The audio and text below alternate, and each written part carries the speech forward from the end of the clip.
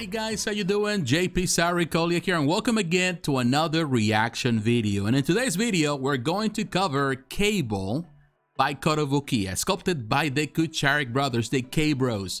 And I'm telling you, I was anticipating this piece. I was excited from the moment that it was teased and the moment that we saw the reveal. And there's a lot to talk about this piece. There's a lot of good things to talk about. There's some bad things to talk about, unfortunately. But I think we're going to cover all of that today. And we're going to, at the end of the video, I will have peace of mind because I said what I needed to say. Now, the price for this one is $635, which I think is super steep. This is the part, and I'm already ahead of the game here.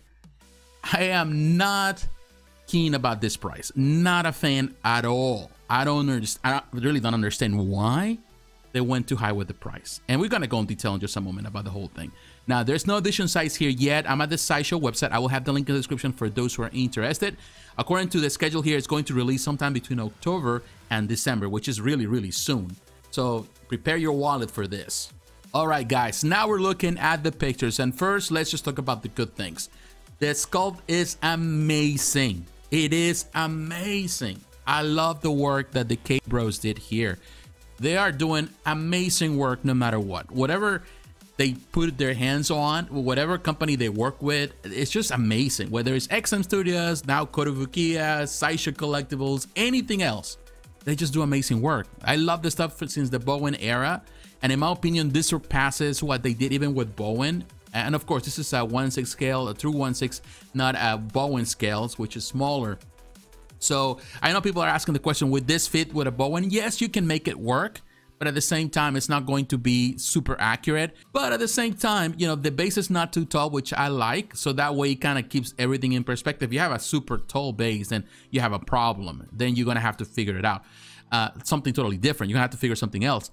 But you know, I like the sculpt. The detail is amazing. You can see in the guns. You can see the Nimrod base, which is a nice touch for fans of the character. The whole thing, it's good. You know, the detail is amazing.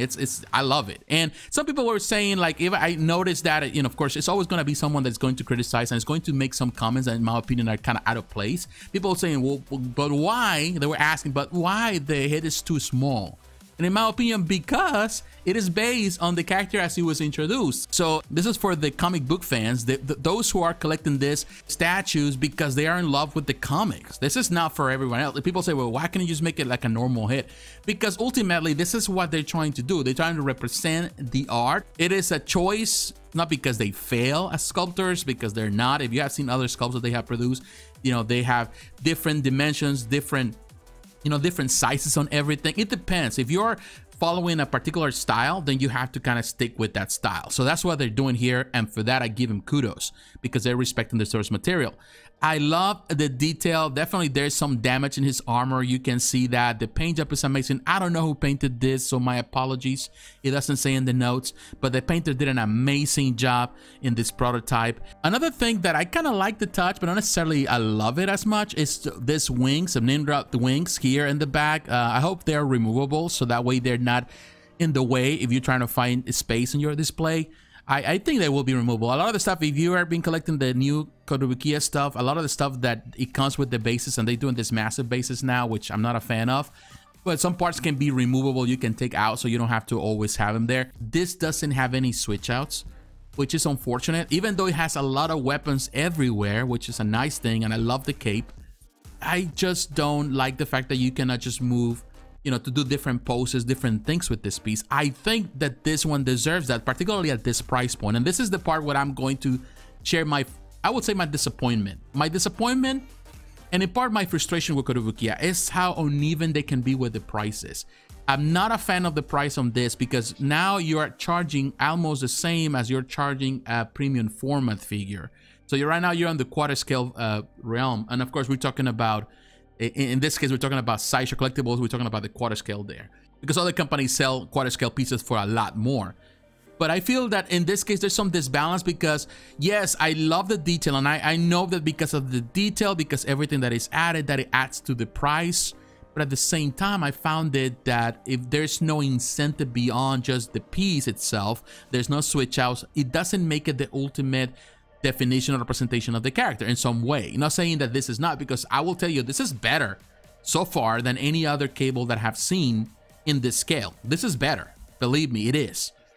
But still, you know, doesn't mean that it's going to be a permanent feature, because other companies can also come up with a cable that has, and XM is one of them that can do it very easily, and they can come up with something that has switch out parts, and that really kills the competition, because XM Studios can do it. That's the reason why you pay a premium in some of those pieces now.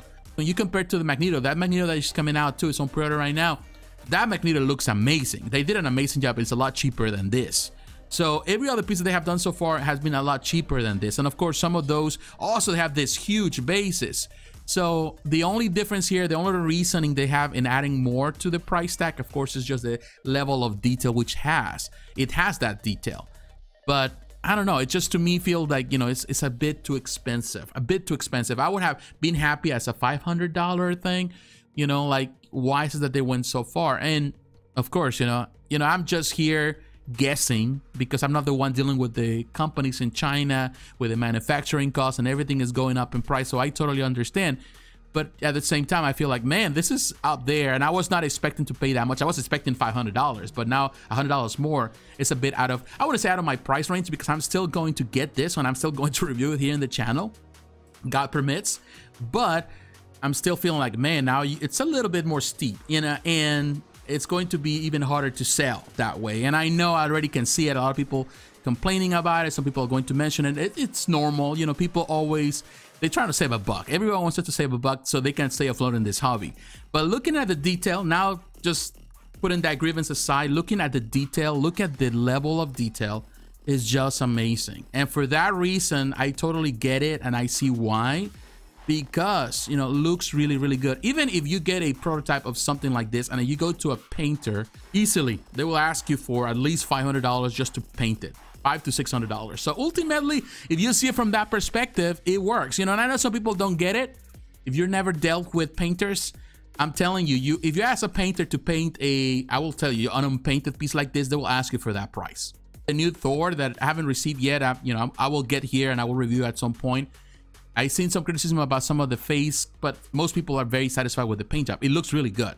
And Captain America review here, and what's that, Cyclops 2, they look amazing. They did an amazing job with the paint. I would have loved for this one to be cheaper, so that way also it can bring more clients, and the more clients they come here, then I think that really brings some of the confidence that collectors need to have with a company, so they are willing to invest more money into the collectibles. Because unfortunately, even though Kotobukiya, it's a company that I love and I have reviewed in this channel for the past 10 years, I cannot deny that there's a history with Kotobukiya really attached themselves to this bad name of subpar quality products.